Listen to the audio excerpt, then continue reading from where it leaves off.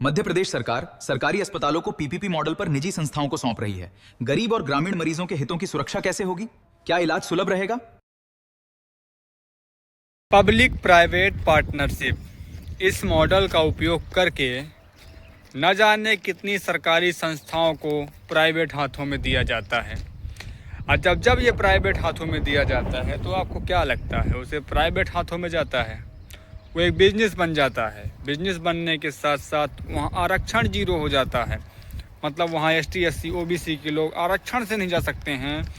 पूरा staff private हो जाता है, डॉक्टर बस सरकारी रहते हैं। पूरे वहाँ की मशीनें प्राइवेट हो जाती हैं, सारी मशीनें ठेके पे चलेंगी। तो इस तरह की वहाँ चीज़ें हो जाएंगी।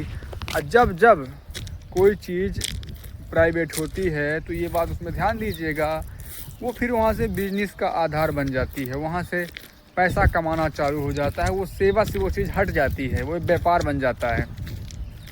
और सरकार की बहुत बड़ी कमी है कि सेवा क्षेत्रों को व्यापार बना रही है। अब ये पीपी मॉडल का उपयोग कौन करेगा? वही नेता नपाड़ियों के चहीते, उन्हीं के रिश्तेदार या उन्हीं के सगे संबंधी, उन्हीं के दोस्त यार भाई, उन्हीं के चुनाव में रैलियों में प्रचार करने वाले, इन्हीं को पीपी मॉडल के अनुसार वो सारी चीज़ें दी जाती हैं, ताकि चुनाव पैसे के हो चुके हैं।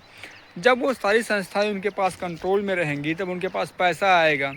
जब उनके पास पैसा आएगा तो वो पैसा चुनाव में लगा सकेंगे। तो ये पूरे एक सोची समझी रणनीति होती है, एक साजिश होती है पीपी मॉडल का, जिस तरह से आज दुरुपयोग सरकार कर रही है। और सरकार के कर्मचारी सब चीज़ प्राइवेट कर सरकार कर रही है।